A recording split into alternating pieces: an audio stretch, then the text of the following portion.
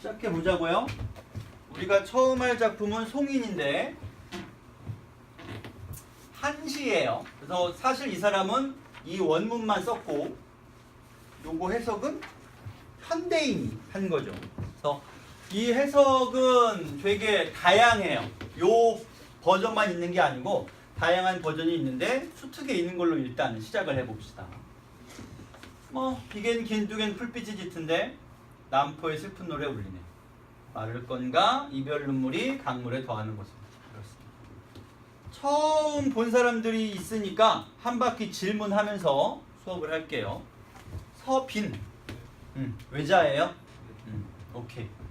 여기 일행에 시각적 이미지가 있어요? 어느 거? 풀빛은 무슨 색? 풀색이겠지, 그지? 초록색이라든가. 자, 풀빛이 시각적 이미지라고 하면 이거는 색채 이미지죠. 정확히 말하자면 시각적 이미지와 색채 이미지는 또 다르죠. 왜냐면 움찔움찔 같은 거는 시각적 이미지인 건 맞지만 색채는 아니니까. 이 경우는 색채이면서 시각인 거죠. 자, 빈 하나만 더 물어보자. 계절이 언제일까요? 비가 개니까 풀빛이 짙어졌어. 무슨 계절?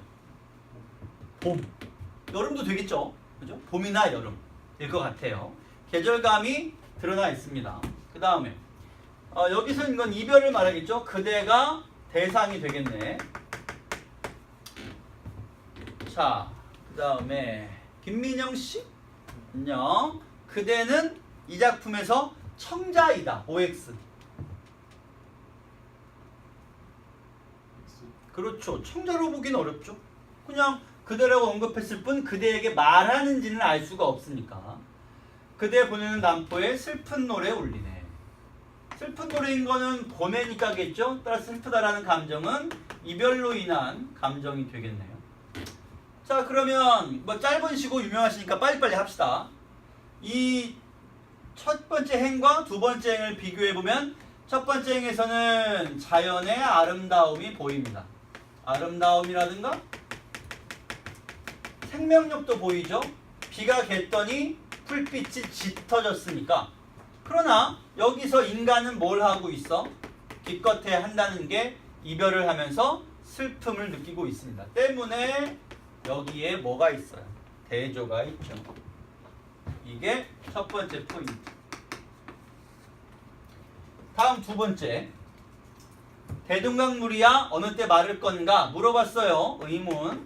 의문형 문장을 만들었죠. 근데 밑에 덧붙이는 내용이 해마다 이별 눈물이 푸른 강물에 더하는 것을. 그러면 이것이 원인이고 이것이 결과가 되죠. 왜냐면 해마다 눈물이 푸른 강물에 더하니까 강물이 마를 날이 없다. 마를 때가 없다라는 거죠.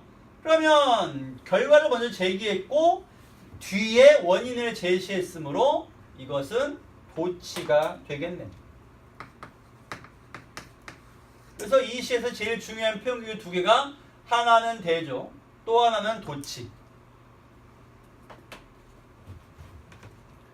민영이 하나 더 물어보자. 실제로 강물이 마르지 않는 게 사람들이 이별 눈물을 강물에 더해서이기 때문이다. 일리는 없잖아. 실제로 그럴 수 있을까요? 안 되겠죠. 만약 그러려면 천만 시민이 한강가에서 24시간 교대라고 울어야 한강물이 안 마르겠지. 말도 안 돼. 여기 쓰인 표현법은 그럼 뭘까? 그렇죠. 과장까지 해서 세 가지 표현 기교가 쓰였는데 이건 쉬운 얘기니까 도치와 대조가 더 중요한 표현 기교가 되겠죠. 이게 다예요. 어렵지 않은 작품을 어렵게 길게 수업할 이유가 없죠. 여기에 색채 이미지가 보입니다. 자, 그러면 이번에는 장준영 씨 질문을 할 건데 질문하기 전에 우선 이 작품에 대해서 추가로 우리가 얘기할 것들이 좀 있어서요. 오늘 준 문제 프린트 있죠? 두꺼운 거. 문제 프린트의 첫 장만 뒤집으면 곧바로 송인의 평가원 기출이 나옵니다.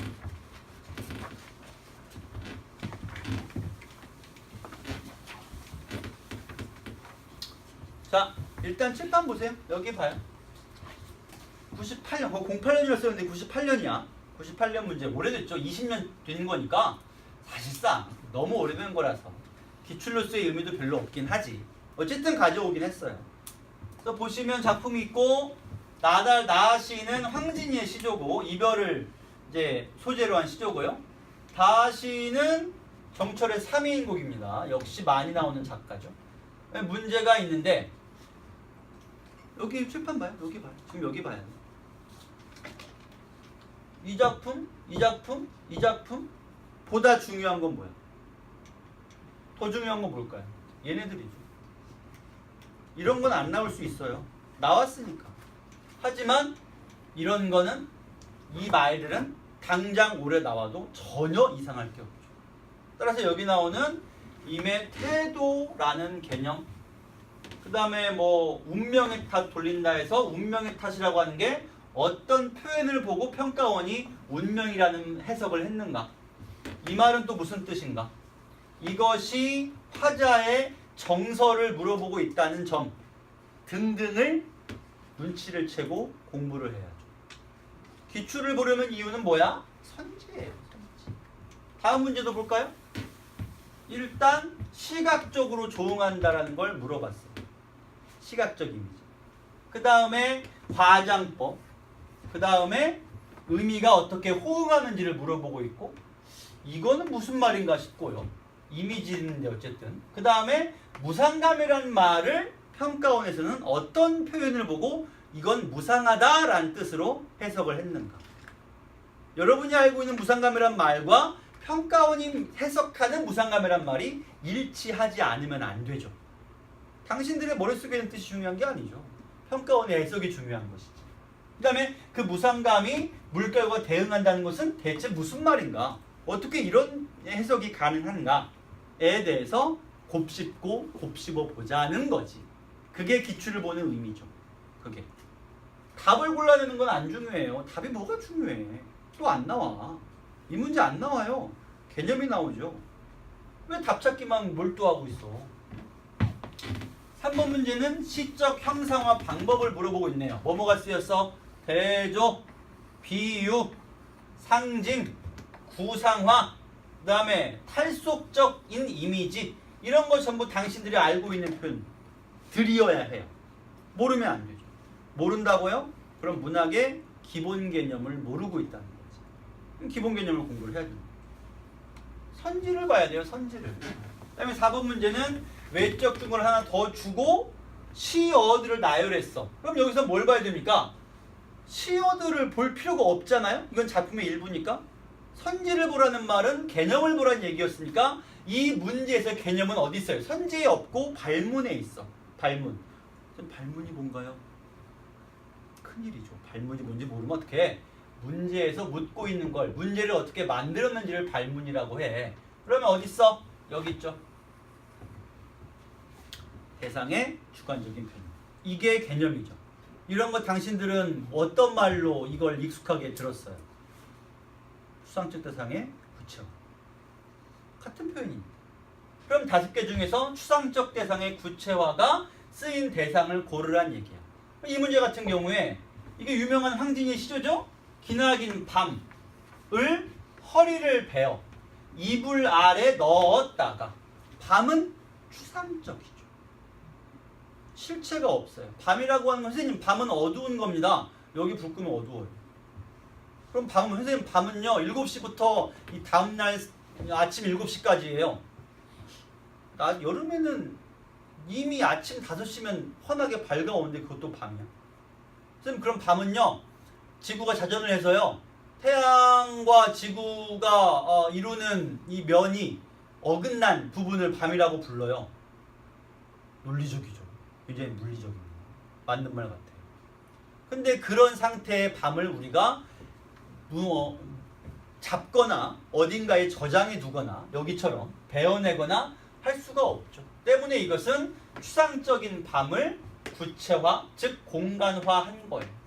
그러면 5개 중에서 추상적 대상의 구체화가 쓰인 데를 고르라 라는 문제죠. 그럼 이 문제를 풀려면 뭘 할 수 있어야 되겠어? 이걸 풀기 위해서는 첫째는 이 말이 무슨 뜻인지를 알아야 되고, 둘째는 이 시에서 이 부분에 그런 표현이 쓰였음을 눈치를 채야 되고, 세 번째는 이 작품을 해석할 수 있어야 돼서 이 작품에서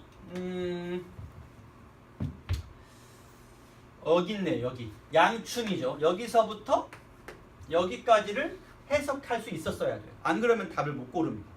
해석이 어떻게 되나? 봄볕을 붙여내서 임계신데 쏘이고 싶다. 즉 봄볕이라고 하는 것을 임에게 붙여, 택배로 붙여요. 그래서 임계신데 볕을 쪼이고 싶다는 얘기입니다. 하지만 봄볕은 택배로 보낼 수가 없어.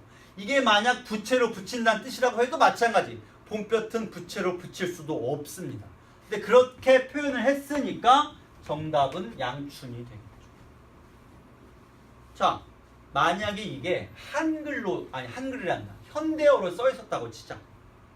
아마 정답률이 80 아니지 90을 상회할 겁니다.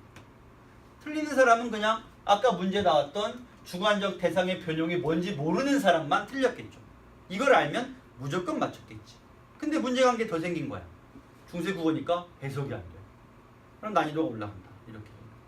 물론 3인국이 워낙 유명하니까 송미인국이 해석을 대부분 했을 것이고, 그래서 이 글자 이 문제 오답률은 별로 높지 않았어. 잘 맞힌 문제입니다.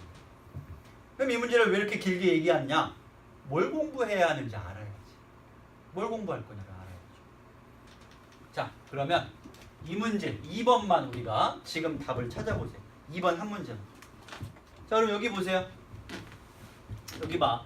우선 이 중에서 첫 번째로 난관에 붙인 사람은 아마 이 말과 이 말이 무슨 말인지를 아예 모르겠다. 그러면 이걸 풀 수가 없죠. 애초에 이 말을 모르는데 어떻게 풀어? 어디를 가리키는지 모르는데. 뭐 대충 감으로 때려봤을 수는 있겠지만. 그럼 결구란 무엇인가?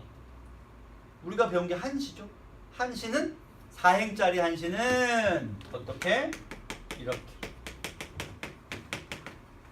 만약 8행짜리면 2개씩 묶어서 기승전결? 그렇게 해도 뭐 무리는 없는데, 정확한 호칭은 수련, 함련, 경련, 미련 이렇게 불러요. 몰라도 돼요. 이걸 물어보는 수능 문제는 안 나와요. 어쨌든 알아야 될 것은 결구라는 게 4행이고 기구는 1행이고 전구는 3행이구나는 알고 있어요. 그걸 모르면 이 문제를 아예 풀 수가 없으니까. 단 20년 전 문제죠. 그러다 보니까 요즘 같으면 이렇게는 안 물어봐요. 그냥 기억, 니은 주고 기억에 해당하는 뭐 니은에 해당하는 걸 물어보겠죠. 이 당시 대학 교수님들은 아니 수능 보는 것들이 기승전결을 몰라? 라는 생각으로 이 문제를 냈겠지만 요즘에는 그렇게 물어보진 않습니다. 뭐 아무튼 자, 이거 시각적인 거 얘기 처음에 했고, 과장법 강조하고 있다. 오케이 얘기했고, 3번도 마찬가지. 도치니까 전구와 결구, 즉 3행과 4행이 의미가 조응하지 않으면 곤란합니다. 도치법이 쓰였으니까요. 그러면 4번 이별의 한이 강물의 이미지와 어우러진다. 이거 맞아요? 이별의 한은 강물의 이미지랑 어우러져? 5번은 어때요? 해마다 더해가는 현실. 해마다 더해간단 말은 이별의 슬픔이 더해간다는 뜻일 텐데 그것을 현실로 불러도 되느냐, 그 다음에 그게 무상감이 맞느냐 까지도 생각해 볼 수 있겠죠. 그래서 장준영, 우리 작년에 보지 않았니? 안 봤니? 그래서 얼굴은 익숙하네. 본 것 같지도 않고 본 것 같기도 하고 애매해서. 뭐 어쨌든 간에 장준영 씨. 자, 4번 뭘까요? 4, 5번 중 1, 2, 3번은 뭐 너무 뻔하니까 5번을 골랐어요. 그러면 정답입니다. 5번이에요. 그럼 5번에 어디가 틀렸다고 생각했어?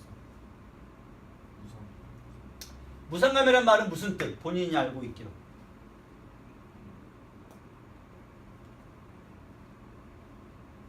정답이니까 네가 생각한 게 맞지 않을까요? 과감하게 얘기를 해. 맞췄으니까.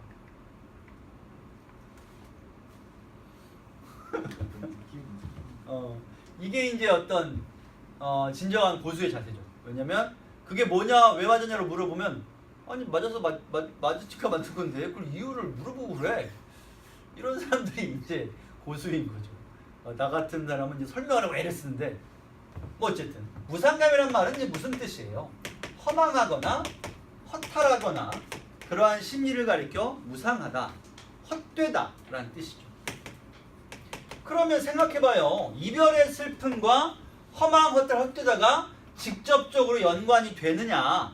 잘 따져보면 다릅니다. 이 두 감정은 다른 감정이죠. 만약에 연관된다면 이별로 인한 슬픔이 그 다음으로 유발하는 감정이 이런 감정일 수는 있어.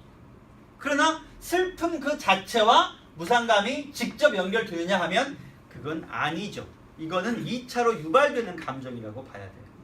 그래서 답은 5번이고, 그러면 4번은 그러면 적절하다는 얘긴데 왜 적절한가요? 이거는 이렇게 생각해 봐야 돼요. 우리의 전통 시가 중에 이별을 다룬 시가가 있다고 많이 있습니다. 그 중에서 제일 많이 등장하는 소재는 다음 중 무엇일까요? 1번 꽃, 2번 다리를 건너간다의 그 다리, 3번 물, 4번 불, 5번 하늘. 이 중에서 전통 시가에서 이별과 연관지어서 가장 많이 등장하는 소재는 뭘까요? 그냥 5개 줬으니까 하나 고르면 됩니다. 뭘까? 물이에요. 나머지도 많이 나와요. 꽃과 달이 많이. 근데 물이 훨씬 많이 나와요. 왜? 물은 뭐의 이미지랑 통하니까? 눈물의 이미지랑 통하죠. 그래서 이 시에서도 강물의 이미지와 결구에 뭐라고 써있어? 해마다 이별 눈물 푸른 물결에 더하거나. 이 눈물, 물결 이렇게 이어진다는 얘기죠. 그러면 4번 선지도 올바른. 그러니까 이 말을 통해서 우리 평가원에서는 이별의 이미지와 눈물의 이미지와 물의 이미지가 모두 통한다고 생각한다는 걸 알 수가 있죠. 이게 중요한 거죠. 이게 평가원의 생각과 판단이 중요합니다. 좀 된 문제긴 하지만. 그러니까 최근 5개년의 문제가 훨씬 중요하죠. 최근 5개년 평가원에서 어떤 작품을 어떻게 해석했느냐라는 게 중요해지는 거죠. 자, 그러면 나머지 문제는 과제니까 풀어보시고요. 자, 다음 임제 무어별 35쪽 임제.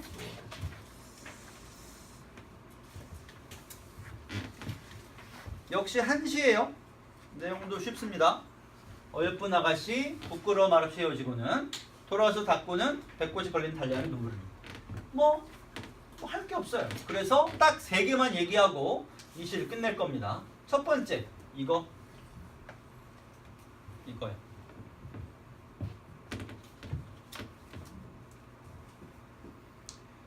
이번에는 재원. 이 달은 감정이입의 대상이다. 감정이입이 쓰였다. 달을 통해서. OX. 오. 그러면 두 번째 질문. 사행에 배꽃에 걸린 달량의 눈물 흘리네 해서 의인법이 쓰였다. OX.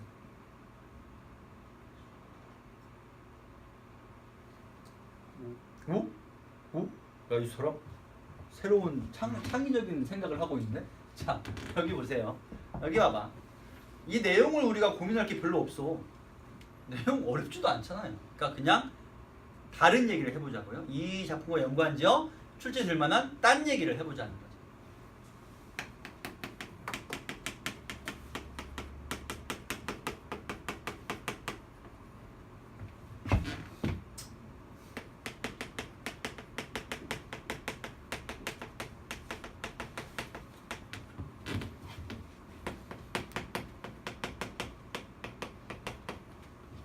나 봐요. 내가 지금부터 표현을 3개 얘기할 거예요. 그 3개가 저 개념어 중에 각각 어디에 해당하는지를 고르면 됩니다. 3개 얘기할게요. 자, 첫 번째. 이별하고 돌아가는 길에 불 꺼진 가로등이 외로워한다. 두 번째. 이별하고 돌아가는 길에 불 꺼진 가로등이 외롭게 보인다. 세 번째, 이별하고 돌아가는 길에 불 꺼진 가로등이 하나 서 있다. 요 세 표현은 저 세 개에 각각 하나씩 대응합니다. 한 번만 더 얘기해 줄게요. 앞에 말은 빼자 이제. 불 꺼진 가로등이 외로워한다. 불 꺼진 가로등이 외롭게 보인다. 불 꺼진 가로등이 서 있다. 각각 하나씩 대응합니다. 감정이입은 어느 걸까요? 가로등 외로워한다. 가로등 외롭게 보인다. 가로등이 서 있다. 어느 거겠어요? 빨리 시간 없어. 바빠. 할 거 많아. 외로워한다. 자,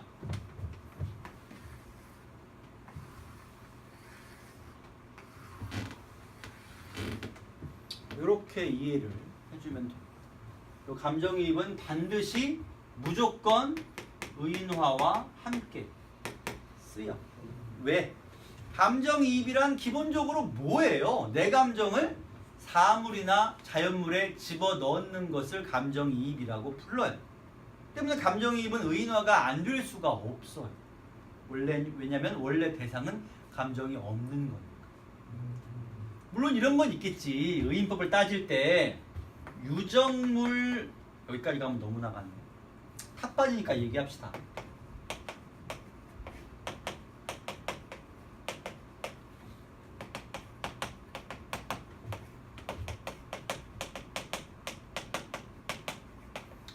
이렇게 분류하면 이렇게 되고 이렇게 되느냐? 꼭 그렇지는 않아요. 유정물에는 문법을 기준으로 하면 동물이 포함돼요. 유정명사에. 근데 문학에서는 의인화를 가릴 때 이것보다 이 기준을 더 중요하게 봅니다. 때문에 고양이가 기뻐한다 라고 하면 문법 기준으로는 의인화라는 개념을 씌울 수가 없어요. 왜냐면 고양이는 유정명사니까. 그러나 문학 기준으로 고양이가 기뻐한다고 하면 그건 의인법입니다. 사람이 아닌 것을 사람인 것처럼 표현했기 때문에. 그러면 감정이입을 의인화라고 생각해 본다면 가로등이 외로워해. 그러면 의인법이죠. 근데 가로등이 외로워한단 말은 안 했고 가로등이 외롭게 보인다 그랬어. 하지만 그 외롭게 보이는 가로등은 그냥 거기 서 있을 뿐이죠. 걔를 외롭게 보고 있는 건 누구예요? 나죠. 내 감정을 가로등에 투영해서 보니까 외롭게 보이는 거지. 가로등이 외로워하지도 않을 뿐더러 외롭게 보이는 것도 내 생각일 뿐입니다. 근데 그냥 가로등이 서 있다고 해버리면 어때요? 그냥 거기 가로등이 있다고요. 근데 문제는 여기 있죠. 이별하고 돌아가는 길에 가로등이 2,000개는 보일 텐데 왜 그 중에 불 꺼진 가로등만 굳이 언급을 했냐고. 내가 외롭고 슬프니까. 그걸 언급을 했죠. 그러면 이때 불 꺼진 가로등은 이별하고 돌아가는 나의 정서와 조응하고 나의 정서와 어울리는 배경의 일부가 돼요. 그럼 이때 이 자연물은 내 정서를 표현하기 위해서 효과적으로 기능할 수 있기 때문에 객관적 상관물이라고 부르는 거예요. 따라서 객관적 상관물은 그 범주가 정말 어마무지하게 넓습니다. 아주 넓은 범주로 쓰여서 시에 등장하는 사물 중에 객관적 상관물로 분류할 수 있는 사물은 대부분이라는 말은 좀 그렇고 매우 많습니다. 자, 하나 물어볼까? 너희들이 성장해서 지금까지 자라오면서 가장 많이 쓴 객관적 상관물이 뭘까? 내가 많이 쓴 거랑 일치하고요. 대통령도 쓰고 의사도 쓰고 그다음에 뭐 원장님도 쓰고 길거리에 있는 자영업자, 노점상 전부 이 객관적 상관물을 한국인이라면 자기 감정을 표현하기 위해서 가져다 쓴 적이 있어요. 이게 뭘까요? 어려워? 뭔가 좀 불만이나 분노를 표출할 때 주로 이 객관적 상관물을 가져다가 써요. 일상어에서. 뭘까요? 요즘에는 주로 뭐 너무 좋거나 너무 맛있거나 너무 졸리거나 뭐 할 때도 이거 씁니다. 뭘까요? 개죠, 개. 야이 개. 개 졸려. 개 맛있어. 이거 뭐야? 누구나 씁니다. 누구나. 이때 개라고 하는 것은 감정인 정서의 투영도 아니고요. 감정이입은 더더욱 아니고요. 그냥 갖다 쓰는 거예요. 내 감정을 드러내기 위해서. 그럼 그게 객관적 상관물이 될 수 있어요. 때문에 객관적 상관물을 어렵게 생각하지 마. 쉽게 생각하세요. 이쪽이 이게 어렵지 이거는 오히려 어렵지가 않습니다. 때문에 이 시에서 달은 뭐냐? 달이 운다는 말도 안 했고요. 달이 슬퍼 보인다는 말도 안 했어요. 그냥 달이 거기 있어. 그걸 보고 우는 건 나죠. 때문에 달은 객관적 상관물로 볼 수 있다. 이 셋 중에. 그 다음에 두 번째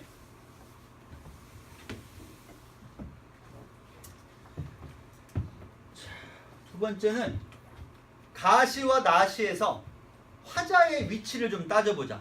가시에서 즉 요 송인에서는 말하는 사람과 시 속에서 말하는 사람과 실제 이별한 주체가 같은 사람이에요, 다른 사람이에요?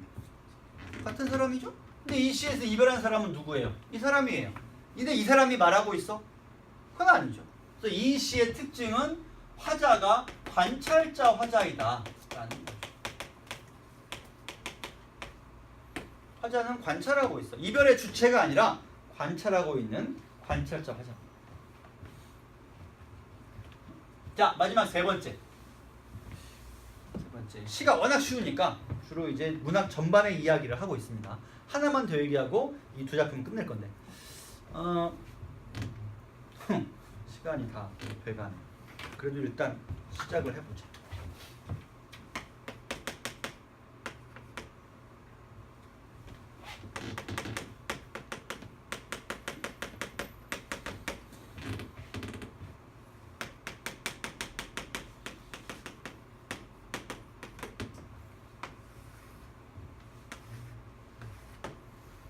세 번째 얘기는 이별을 대하는 여성의 태도입니다. 한국의 전통 문학에서 여성은 문학의 창작의 주체로 등장하는 시기가 그닥 길지 않습니다. 주로 조선 중기부터 등장해서 후기까지 이어지는 것, 그리고 고려 말에 잠깐. 나머지 시기는 등장하지 않는데 뭐 이유야 다양한 것들이 있으니까 뭐 굳이 얘기 안 할 거고요. 그러나 여성 작가가 아니라 그냥 여성이 등장하는 작품의 수도 적냐? 아니요. 그건 많아요. 왜냐면 남성 작가가 여성을 대상으로 쓰거나 여성을 등장시켜서 쓰는 작품은 이건 뭐 너무 많아서 굳이 비율을 따질 필요가 없을 만큼 많습니다. 그리고 요 세 작품 중에서 이 작품은 현대시죠. 남자가 쓴 거고요. 이건 둘 다 고려 소교고 화자는 아마도 여성일 것 같습니다. 확실치는 않습니다만. 왜냐면 고려 소교는 작자 미상이니까 알 수가 없죠. 이별을 대하는 태도를 좀 얘기를 해봅시다. 우선 지금 종이 안 치는 것 같은데 어차피 뭐 여기까지 이어지는 거니까 이만큼 하고 끝나고 나서 쉬는 시간 10분은 보장해 줄게요. 자, 보세요. 이 얘기만 하고 마칩시다. 진달래꽃은 화자가 이별을 어떻게 대하는지 여러분이 판단해 보세요. 내가 읊어줄게요. 나보기 엮여 가실 때에는 말없이 고이 보내드리오리다. 영뱀의 약산 진달래꽃 아름다다. 가실 길에 뿌리오리다. 가시는 걸음걸음 놓인 그 꽃을 사뿐히 들여밟고 가시옵소서. 나보기 엮여 가실 때에는 죽어도 울지 않겠습니다. 마지막에 울지 않겠단 말은 죽을 만큼 슬픈데 겉으로 눈물을 막 흘려가지고 가는 사람 마음 아프게 하지 않겠다. 이런 얘기입니다. 첫째, 화자는 이별을 수용하나요? 거부하나요? 수용하죠. 보내드리기 때문에. 이별을 수용만 해요? 거기다 더해서 축복까지 해줘요. 꽃을 뿌려드립니다. 축복해줘요. 돌아오란 말은 해요? 다시 만납시다. 나 기다릴게요. 이런 말은 하나? 그런 말도 없어. 왜냐면 상대방이 부담될 테니까. 참아 못하는 거죠. 그럼. 이것이 진달래꽃에 드러나는 여성 화자의 이별을 대하는 태도예요. 가실이는 어때? 가실이 있고 버리고 가실이 있고. 날더러 어떻게 살라고 날 버리고 가시려고 합니까? 붙잡아둘 일이지만 서운하면 아니올까봐 두려워. 그러니까 붙잡고 싶은 거야. 가지 말라고. 근데 가지 말고 붙잡았다가 상대방이 야 어디 남자가 이별하자 그러면 하는 거지 야 다시 안 와. 할까봐 두려워서 차마 붙잡지도 못하는 마음.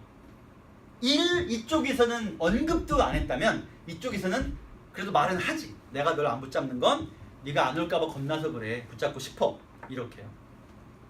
그리고 마지막에 뭐라고 말하냐면 다시 난다 도셔 오쇼셔. 가시자마자 다시 오세요. 돌아오세요. 라고 말하죠. 이별을 수용은 해. 보내니까. 하지만 여기는 재회를 기원하죠. 나 기다릴 테니까 꼭 돌아오세요. 라고 말한다. 고려시대 여성의 모습. 서경별국은 어때? 여기 등장한 여성은 어떤 모습 보여줘? 내가 사는 곳이 평양인데 여긴 새로워. 지금 신도시라서 너무 난 이 도시가 좋아. 자기 집이 평양에 있겠죠. 그 다음에 우리 집에는 내가 짜다만 배도 있어. 배, 옷감. 이거 부가가치가 커서 팔면 비싼 거야. 근데 나 집도 필요 없고 옷감도 재물도 가족도 필요 없고 그저 너만 네가 사랑한다 말만 하면 난 다 버리고 너 울면서 널 따라갈 거야. 그러니까 사랑해서 이별한다니 헛소리 하지 말고 빨리 말해. 너 나 사랑해? 말만 해. 따라갈 거야. 이별을 거부합니다. 누구 죽으라고 이별해? 이별 못해. 헛소리 하지 말고 사랑한다 안 한다 딱 잘라 말해. 사랑한다고 말만 하면 난 따라갈 테니까.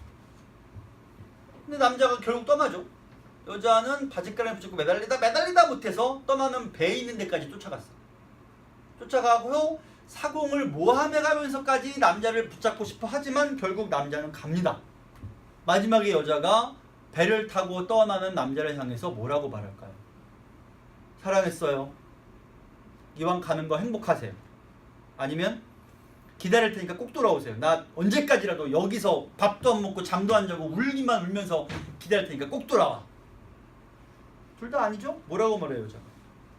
야 이 새끼. 아니, 욕하면 안 되지. 너 엄마 건너가면 강 건너가면 딴 여자 만날 거 아니야? 이 바람둥이야. 하고 질투와 원망을 가감없이 드러냅니다. 이것이 우리가 전통 시가에서 발견할 수 있는 여성이 이별을 대하는 태도 중에 가장 주된 건 역시 이쪽이고요. 이거는 굉장히 예외에 가깝죠. 이런 경우가 별로 없어요.